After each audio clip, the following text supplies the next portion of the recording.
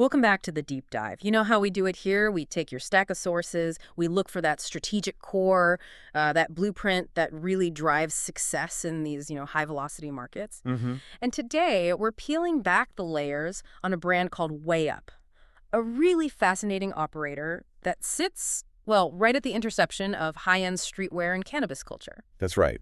And the source material you shared with us, specifically that excerpt from Nug Notes, it lays out an almost clinical breakdown of their strategy. It really does. So our mission isn't just to summarize it. It's to analyze the exact playbook Way Up used to build this instantly recognizable visual identity and then scale it.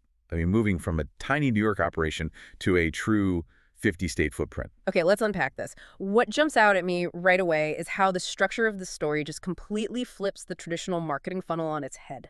We're going to cover their rapid early pivot, this almost obsessive focus on what the sources call their graphic DNA, and then that really critical move from New York to LA. It's all connected. It is. I mean, this brand established a look, a whole vibe, a frequency long before they even had a functioning web store or, full collections ready to sell. It's a testament to the power of signal over initial substance.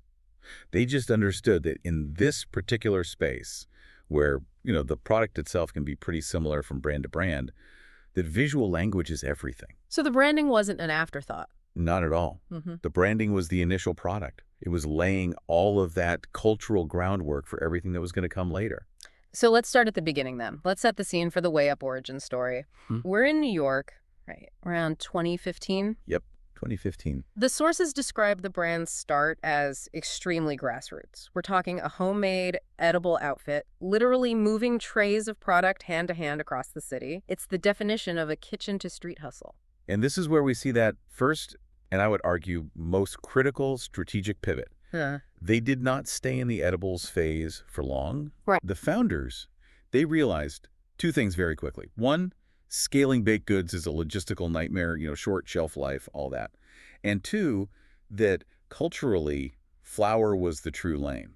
And that's a direct quote. Flower was the true lane. That's so telling. It is. They saw that the cultural weight and their ability to actually scale was all tied up in smokable product. And the moment they made that decision, they shifted all their energy, not just into the new product, but straight into building their visual identity. Which is fascinating. It is. I mean, the sheer audacity of prioritizing the aesthetic so aggressively, they basically decided that the brand's uniform was more urgent than having a full inventory. It was a huge risk, but it was also strategically brilliant for the cultural climate they were in.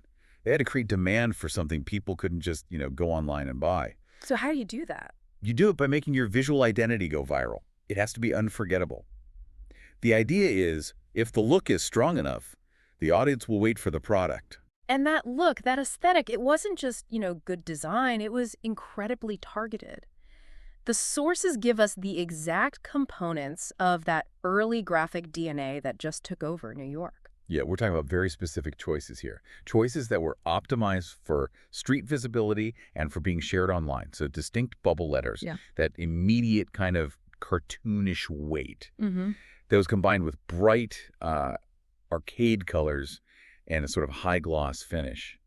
And crucially, the art was designed to be sticker ready. Sticker ready, I like that. It had that perfect ratio of detail and high contrast, so you could recognize it on a bag, a flyer, or just scrolling on your phone. So think about that as an operational decision. Before Way Up Drops even officially existed, their logo, their art, it was already circulating. It was on bags, on social media feeds, as stickers all over New York. They built the frequency before the inventory. Exactly. So for anyone building a brand today, the takeaway here is really, is your signal strong enough to sell itself even without the physical thing attached to it yet? That consistency of the visual signal, it builds cultural fluency. So by the time the consumer actually saw the physical product, they felt like they already knew the brand. Yeah, it's like a preloaded expectation of quality. Exactly, based purely on the look. Which sets us up perfectly for the next crucial phase. So they move from this powerful digital and street-level look, and now we're talking about the physical product specifically, their official clothing line. And the sources make a really important distinction here that separates them from, well, a lot of their peers. It was not merch on blanks. And that right there is a signal of serious intent. It's a key differentiator. Yeah. If you're trying to communicate luxury or, connoisseur-level quality in the cannabis space, Your clothes can't feel cheap. Right. They can't feel disposable. Exactly. Way Up understood that quality is communicated across every single touch point. So they committed to tailored streetwear that, and the source says this specifically, matched the packaging energy. This had to require a deep investment in design and manufacturing, way beyond just screen printing. Absolutely. I mean, the sources list specific physical details that signal that premium commitment. They focused on cut and sew pieces. And for the listener, what does cut and sew actually mean? It means the garments are custom designed from scratch. They're creating the pattern, choosing the fabric, not just, printing a logo on a pre-made t-shirt. Ah, okay. And to take the mention of the hoodies made in heavy French terry, that material choice matters. It gives the garment a significant weight, a specific kind of luxurious drape that a standard cotton blank just can't replicate. And we see that across their whole line, right? The custom boxy fits, the acid washes, globe snapbacks, even custom ceramic ashtrays. They weren't just slapping a logo on things. No, they were creating collections that could stand on their own as high-end streetwear. Which creates this really critical feedback loop, linking the two identities. Way Up mastered that highly recognizable digital language and the physical quality of their tangible goods. The commitment to durable, custom-tailored apparel, it means there's zero dissonance. So what you see is what you get. Exactly. Yeah. There's no gap between the premium graphic DNA they established and the actual item you're holding in your hand. And this raises an important question for you, the listener. If the clothes are designed and made at such a high level, and we see that with materials like heavy French terry, then the expectation for what's in the bag automatically goes up. Of course. The streetwear line was basically a non-verbal endorsement of the quality of the cannabis product itself. That consistency builds trust. It does. If they cut corners on the shorts, why would you trust they didn't cut corners on the flower? They used the quality of their apparel to justify the premium price of their strains.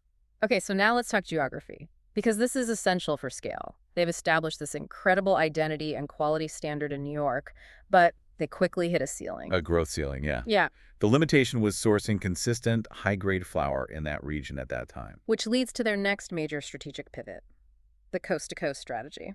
So, early 2019, the founder packs up and moves to Los Angeles full-time. And the rationale for this move was all about scaling and securing high-quality inputs. LA was the epicenter of sophisticated, large-scale cultivation. The move was, quote, to level the brand up. Level up. Specifically to secure real Cali rooms. And for those who are unfamiliar, real Cali rooms means getting access to the established, regulated, high-quality grow operations that defined that top-tier West Coast market.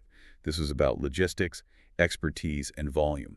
But the strategy wasn't about just abandoning New York. No, not at all. It was a careful integration. The entire point was to use LA as this production powerhouse and then bring that guaranteed West Coast fire back to the original New York crowd that validated them in the first place. So if we connect this to the bigger picture, this established a critical dual identity. Absolutely essential for scale, and maybe more importantly, for maintaining cultural authenticity. Okay, break that down. Well, LA became the creative and production base. That's where the high-grade product and the apparel designs came from. But New York remained the proving ground. It was the cultural hub that validated the drops, which made sure the brand didn't become too, corporate or sterile. That tension, NY Heart LA execution. That strategic tension was crucial for their national acceptance. And that dual identity is what fueled the next evolution, where Way Up becomes known as a packaging powerhouse. They took all those visual standards they'd established and put them directly into the consumer's hands. And this is where the digital innovation really takes them to another level. We're past just good graphic design now. We're into interactive experiences. Like what? We're talking specific details like the candy-coated bags, which immediately brings to mind that bubble letter, high-gloss look, and the truly forward-thinking use of augmented reality. AR visuals right on the packaging. So these AR filters, they weren't just a gimmick. Not at all. They were an extension of the product of the brand's whole ecosystem. The forces note that these custom filters were living right there under the Way Up tag in Instagram effects. And this was 2019-2020. This was cutting edge for product packaging. Turning a disposable bag into a shareable digital moment. Exactly. And this visual commitment, this innovation, it elevated their product squarely into what the sources call connoisseur conversations. They weren't just being talked about on general review sites. No, they were being unboxed on specialized platforms. The sources specifically call out bucket review pages. Okay, so for the listener who isn't deep in this culture, what exactly is a bucket review page? Think of them as high-credibility digital gatekeepers. They usually operate on specialized Instagram or Telegram channels, and they focus almost entirely on the aesthetic quality of the drop, the presentation, the weight of the bag, the art. Why bucket? They're called bucket pages because, historically, they reviewed the high-end, small-batch product that was considered the top bucket of the market. Getting featured there is pure cultural validation. It's totally separate from traditional media. And Way Up leveraged this perfectly. The sources mention review pages, unboxing drops like Terminal Za, with people describing the presentation as candy perfection. And they were being tagged alongside these highly desirable strains like Insane Cherries, Tai Yaki, Bubba Yums. So what they really achieved was they transformed a perishable product into a collectible artifact. Precisely. The intense commitment to graphic art turned these strain concepts into genuine collectibles. People started collecting the packaging, photographing the bags, sharing the AR experiences. It extended the cultural life of every single drop, far beyond just the flower inside. It made their product drops into events. It's the ultimate self-sustaining feedback loop. It proves that initial idea that identity comes first. The quality of the visuals drives the perception of the product, which then drives people to collect and share the packaging. And it all culminates. So how did this whole strategy, visual identity, physical quality, strategic sourcing, how did it all come together? We see this trajectory from a two-person homemade edible operation in New York to a huge market presence. Spreading through digital distribution, that bucket culture validation, targeted collabs. And the result was that confirmed 50-state footprint. Which brings us to the operational model that allowed for this explosive scale, while still keeping that cultural cachet.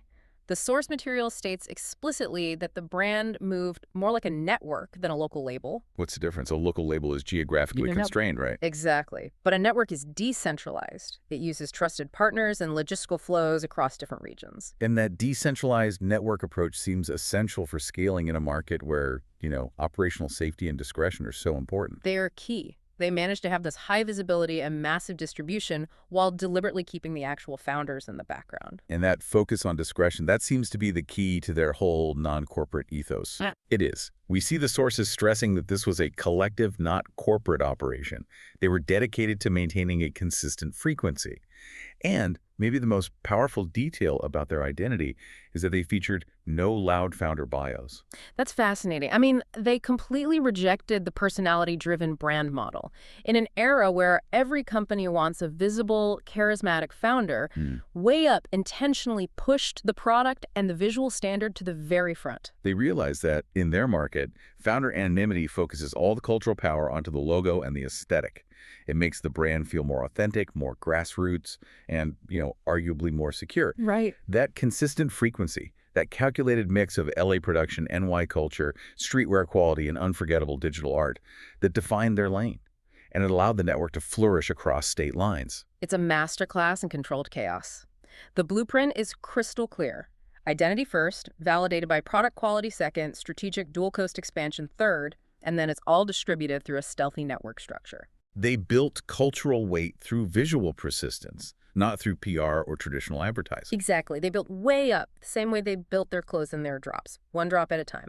Just these small bursts of high-quality, high-frequency output that consistently reinforce that visual language they'd already established. They prioritized trust and expectation, sequentially. Which leaves us with this final provocative thought for you to chew on. Given that the brand's incredible success was built on this persistent visual frequency and a deliberate strategic absence of loud founder bios, how does anonymity in branding today, especially in culturally potent high-risk areas like streetwear and cannabis, actually accelerate trust and perceived cultural weight?